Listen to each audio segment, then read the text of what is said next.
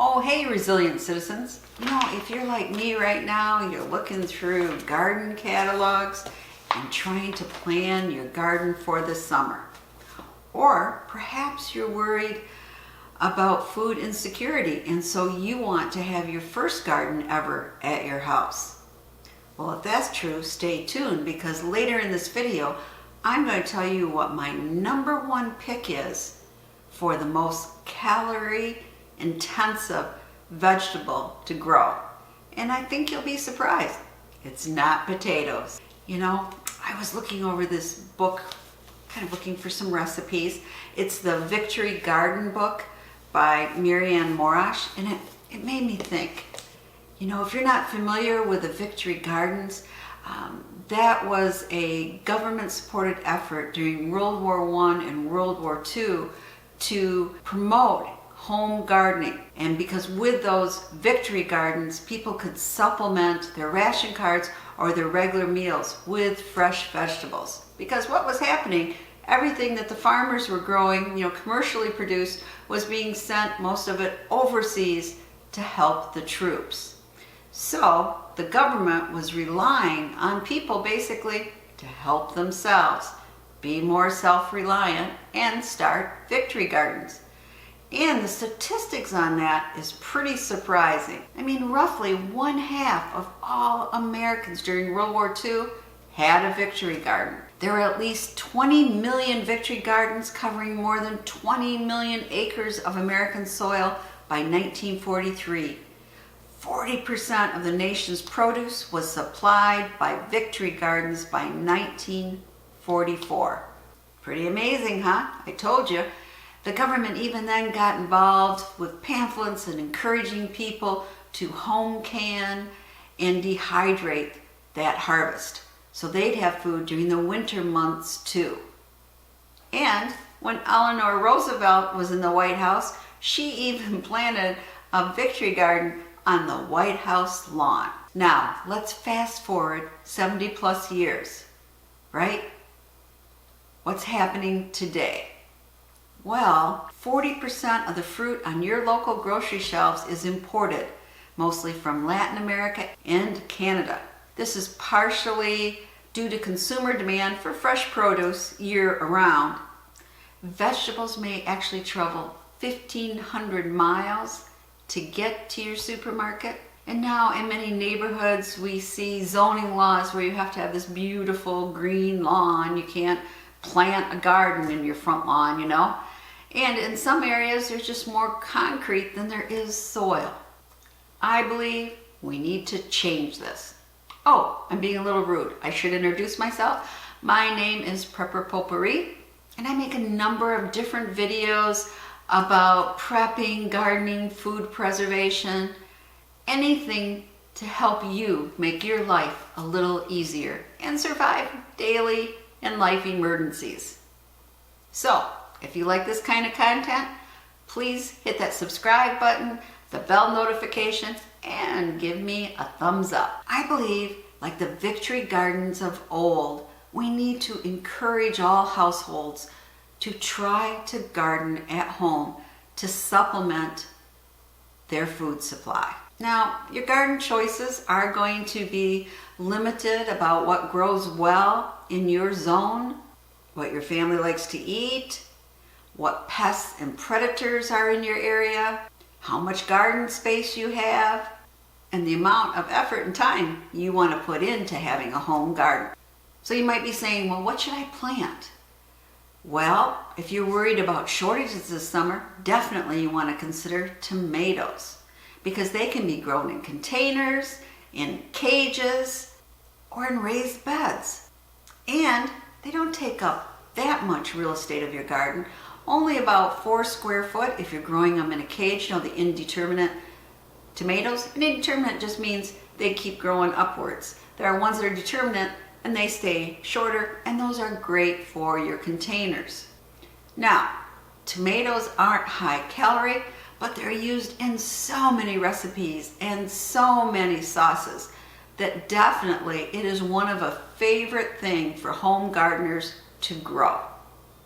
And believe it or not, one tomato plant grown in a cage, an indeterminate tomato plant, can yield 12 to 20 pounds of delicious tomatoes. So definitely something you want to consider having in your garden or on your deck. Now, if you're more worried about food insecurity, you're looking at the calories of what you're producing. So what type of vegetables are higher calorie? Well, first thing that comes to mind, right, are potatoes. And according to MyFitnessPal, a cup of sweet potatoes has 86 calories and regular potatoes 69 calories, and both are packed with nutrition. They do, however, take up a lot of garden real estate. You can grow them in containers, but for a while it was real popular to grow them in the big towers. I don't recommend that. I tried it. It was a dismal harvest. It did not give me a big yield. So you want to make sure that you have the container space or garden space to grow potatoes. And an added benefit is sweet potato leaves can be eaten just the way you do spinach. I mean, who knew? One of my favorite things are sunchokes, or as some people used to call them, Jerusalem artichokes, even though they did not come from Jerusalem and they aren't an artichoke. So I'm going to call them by their newer name, sunchoke. I mean, you plant them and forget them, and you can end up with a really large harvest because this is very, very invasive, and you have to be careful where you plant them. But for only 3/4 of a cup, 80 calories in those sunchokes. So that's more than potatoes. Yes, sunchokes can cause gastric distress if you're not used to eating them. Some people actually have nicknamed them Jerusalem fartichokes, to give you an idea. And that is because of a chemical in them called inulin. And inulin isn't something we really can digest, so it can cause stomach distress. But if you boil those artichokes in lemon juice, that acid takes care of the inulin problem, and you will have no problem at all eating them. And for 80 calories, 3/4 of a cup, I think these are something that you want to consider to have in your garden. But just remember, they're very invasive. And of course, beans and peas, especially pea pods. And the kind I like the best are the kind that grow vertical, because they don't take up as much garden space. But for the beans, you can eat them fresh, or you can dry them and have them all winter long. So I always recommend having beans and peas in your garden. But are any of them my number one pick for the most calorie-dense vegetable? No, they're not. Can you guess? It's winter squash. And you know, pumpkin is a winter squash. And the reason is you can eat the interior, right? That orange flesh, or you can also eat the seeds. If you look at an acorn squash, it has 115 calories a cup. And to me, it is so delicious baked. But you can also scoop out those seeds and save them. And for just a half a cup of dried seeds, you have an additional over 300 calories. So combine that with the calories of the actual squash itself, and you have a very caloric, dense, nutritious vegetable. So consider having winter squash or pumpkins grown in your garden, especially if you are fearing food insecurity this summer. But bottom line is, you need to grow what your family likes. I recently made a video and it was on canning, and it included kale. And you know how many people said, oh, it sounds good, but I never eat kale. So obviously then you would not want to grow kale in your garden. Now, just like the victory gardens of old, you can grow your produce in window boxes, in your landscape. You can be very, very creative. You don't just have to have a garden plot. One of the books that's great as a resource for that is the Vegetable Gardener's Container Bible, How to Grow a Bounty of Food in Pots, Tubs, and Other Containers by Edward C. Smith. I also have this other book for him. It's called Incredible Vegetables, Self-Watering Containers. And I might try a little bit more container garden this year because I really haven't done much in the past except for growing herbs. And also on YouTube, there's all kinds of gardening channels. But one of them for containers and innovative ways to do it is Larry Hall's channel. And I will leave a link for that down below, as well as a link on any book I'm talking about or resource. Now, maybe you do have a home, but you really don't have the real estate to put in a traditional garden.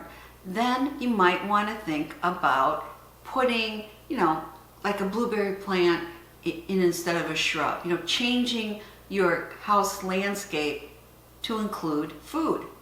And a great book for that is what they call Foodscaping, Practical and Innovative Ways to Create an Edible Landscape. Or you might want to go to the more natural way and consider permaculture. This book is great. It's Gaia's Garden, A Guide to Home-Scale Permaculture, 2nd edition by Toby Hemingway. And you can just type in permaculture in the YouTube search bar and you'll come up with a lot of fantastic channels. Well, what if you live in an apartment and you don't even have a balcony? What are you going to do? Well, call your local municipality and see if there are any community gardens near you where you can rent a plot. Or I have a link below. You can search to see if there's a CSA near you, a community supported agriculture. It's a farm where you buy a share in and you get the bounty. And a lot of them, if you volunteer, that share is much less expensive. So something to check out. And be creative. We had somebody at work that had a house, had a backyard, didn't want a garden, wasn't interested in it at all. But somebody else, a younger person at work, was. So they made a deal with her and they came and put in a garden in her backyard and they worked at it and they harvested it, but they shared part of that harvest with the homeowner and it worked out great. So think out of the box. Think of ways that you can have your own victory garden. So this year, I urge you, go out, get your fingers, your hands dirty, work in the soil, and have your own victory garden, just the way your great-grandparents, your great-great-grandparents did in World War I or World War II. It'll make you much more self-reliant, and there's peace of mind knowing that no chemicals go on the vegetables you're feeding your family. So, comment below if you're on board. Are you going to be gardening this summer? And if so, is it your first time? I will be trying to make videos once the weather gets nicer. Here in Michigan, we don't start thinking about planting until generally April. But once that happens, I will show you my progress because I really want to increase the yield of my garden this year. But I'd love to hear what you all are doing, and be sure to stay tuned for the video that's coming up. It's on vertical gardening, and to me, that is so important. Can you see this big here arch? Yeah, I can grow a lot of things vertically. It saves garden space. It's so much easier to pick items, and there are less pests. So check out that next video.